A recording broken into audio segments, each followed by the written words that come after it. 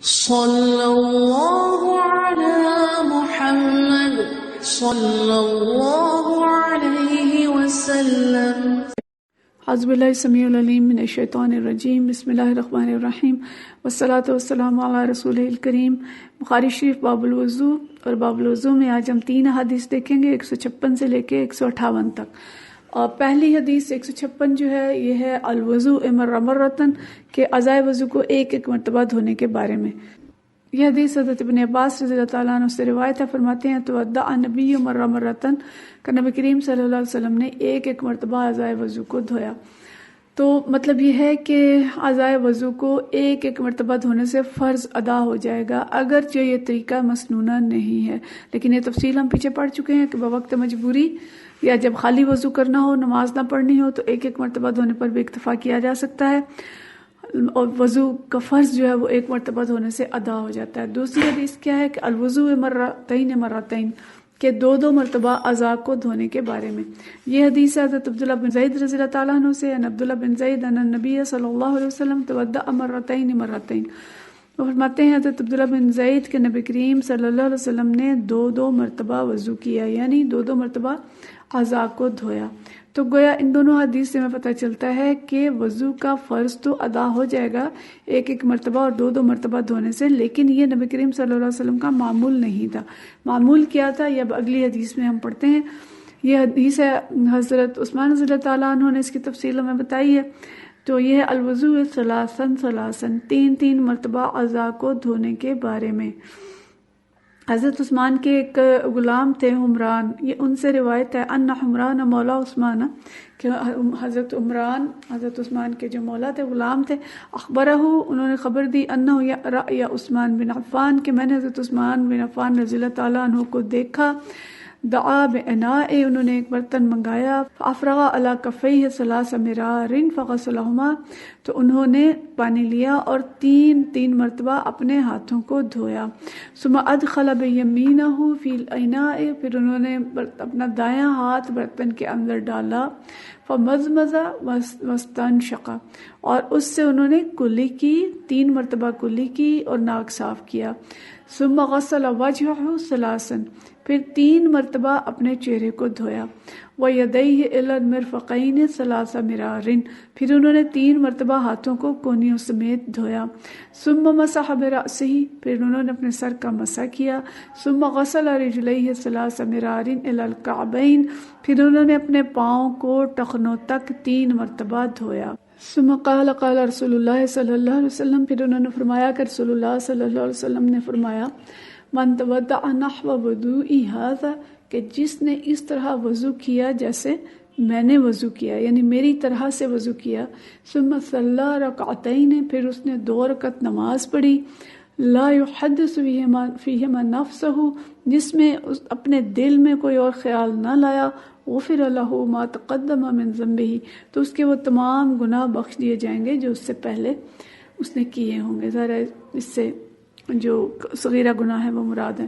وعن ابراہیم قال قال صالح بن کیسان قال ابن شہاب ولكن عروة يحدث عن حمران، ایک اور آگے اس کی تفصیل آتی ہے کہ ابراہیم سے روایت ہے، انہوں نے صالح بن کیسان سے اور ابن شہاب سے روایت کرتے ہوئے کہا کہ حضرت عروہ نے حمران سے بیان کرتے ہوئے یہ بھی کہا تھا کہ فلما تودع عثمان، کہ جب حضرت عثمان نے وضو کر لیا، قالا، تو انہوں نے فرمایا، الا احدثکم حدیثا،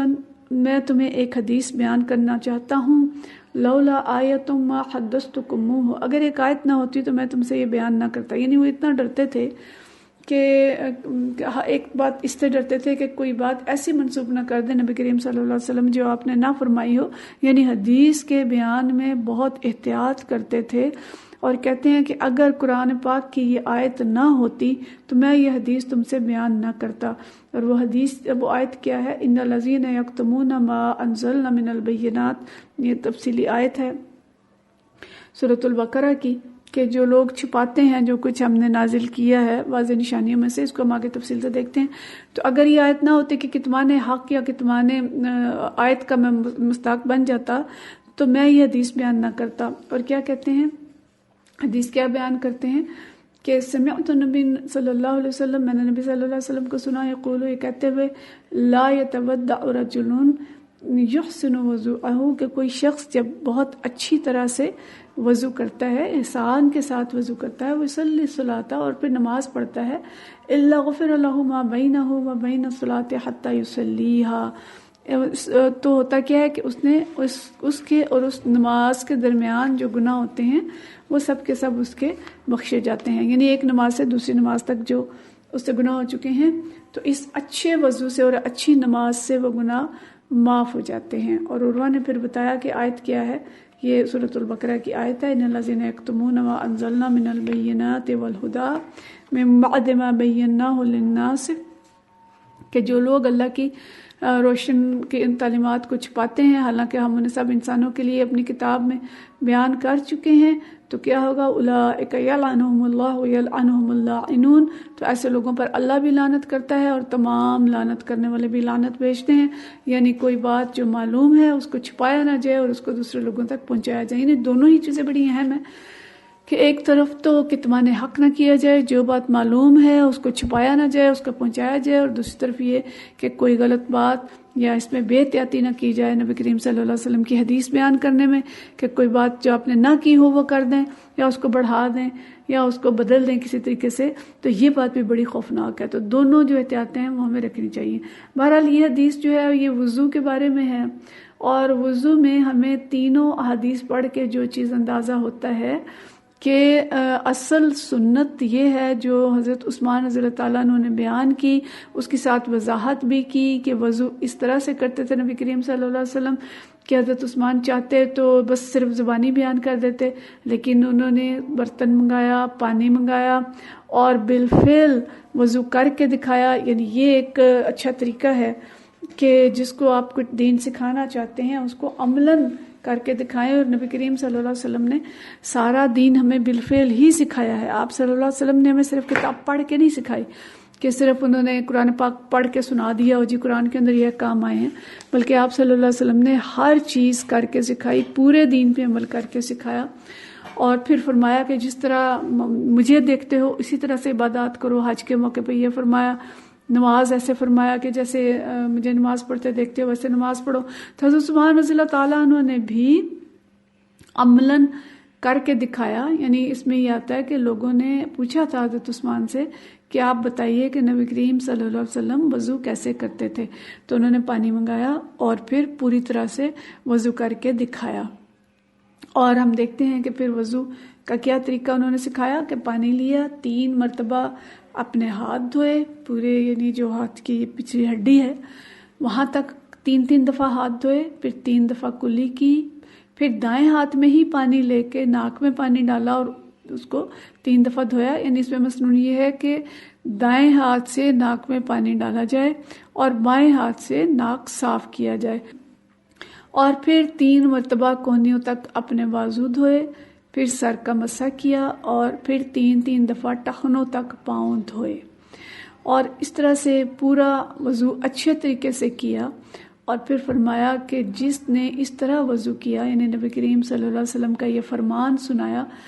کہ جس نے اس طرح وضو کیا جیسے میں نے کیا ہے، یعنی نبی کریم صلی اللہ علیہ وسلم نے کیا ہے، تو اس کے بعد وہ 2 رکعت نماز پڑھے، یعنی تحیۃ الوضو پڑھے یا ویسے کوئی نفل پڑھے، اور وہ نماز بھی ایسی ہو کہ اس کے اندر اسے کوئی خیال نہ آئے، یعنی وہ کوشش کرے کہ نماز کے اندر خشوع قائم رہے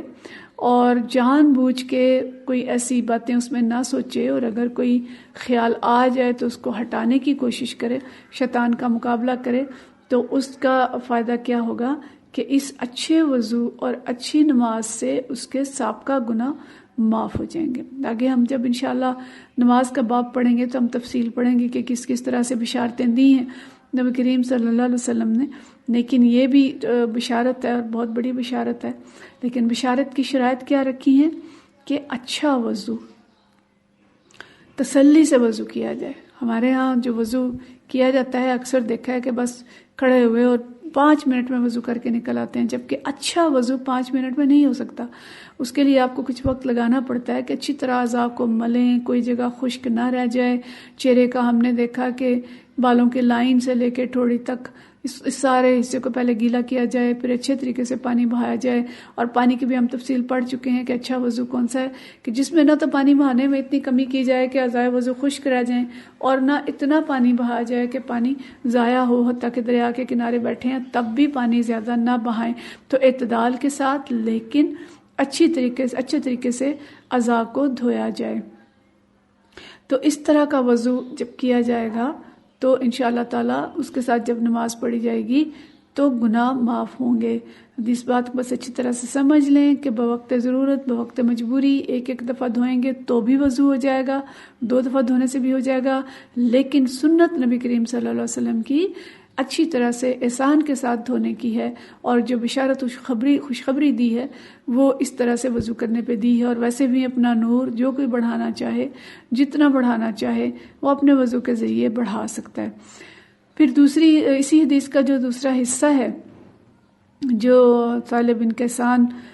حضرت عروہ سے دوبارہ روایت کرتے ہیں، وہ یہ ہے کہ حضرت عثمان رضی اللہ تعالیٰ عنہ نے یہ فرمایا کہ میں تمہیں ایک حدیث بیان کرنا چاہتا ہوں. اور وہ حدیث کیا ہے کہ جو شخص احسان کے ساتھ وضو کرے گا، یتودع رجل یحسن، اچھے طریقے سے وضو کرے گا،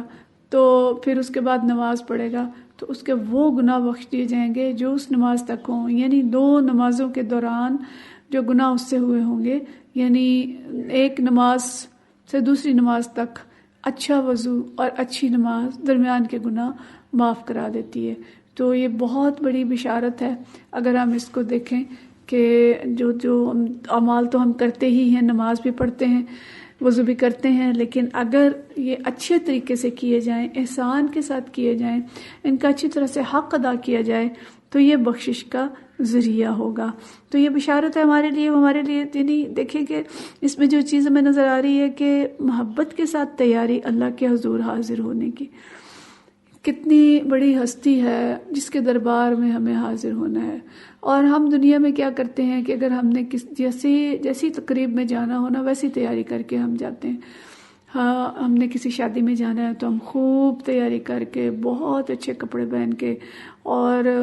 خوب میک اپ کر کے اور اپنے مقدور بھر جو ایک دیکھیں کہ ہم کس میں زیادہ اچھے لگتے ہیں اس طریقے سے جاتے ہیں. اسی طرح سے کالج کا ایک یونیفارم ہے، اداروں کا ایک یونیفارم ہے، ہر ایک کے لیے ہم تیاری کر کے جاتے ہیں.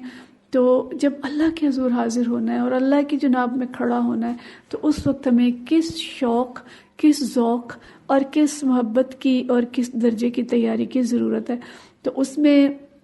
جہاں یہ ضروری ہے کہ ہمارے جو اعضاء ہیں وہ گندے نہ ہوں، وہ بالکل صاف ہوں. کوئی اگر بظاہر گندگی لگی ہے ہاتھ پاؤں منہ پہ تو اس کو اچھی طرح سے صاف کر لیا جائے. اور جو دوسری چیز ہمیں آتی ہے کہ نماز کے اندر کوئی خیال نہ آئے، گویا اپنے اندر کی جو گندگیاں ہیں، جو گندے خیالات ہیں، یا جو ایسی چیزیں ہیں جو طبیعت کو مقدر کر رہی ہیں یا اس کی توجہ ہٹا رہی ہیں، تو ان کو بھی ہٹائیں اپنے سے. یعنی وضو جیسے باہر کی گندگی صاف کرنے کا نام ہے، تو نماز جو ہے وہ اندر کے بھی جو گندگیاں ہیں، جو خیالات ہیں، ان کو دور کر کے اور اندر اور باہر سے خالص ہو کے ہم اللہ کے حضور حاضر ہونے کی کوشش کریں. اگرچہ ہم فرشتے نہیں ہیں اور ایسا نہیں ہو سکتا کہ ہم 100% اس پہ عمل کر سکیں، لیکن ہمیں کوشش کرنی چاہیے کہ ہم اللہ کے حضور حاضری کو اہمیت دیں. حضرت علی رضی اللہ تعالیٰ عنہ کے بارے میں آتا ہے کہ جب وہ نماز کے لیے جاتے تھے تو کوئی ہتھیار وغیرہ کوئی چیزیں ہوتی تھیں تو ان کو ہٹا دیتے تھے کہ یہ نماز کے اندر خلل نہ ڈالیں.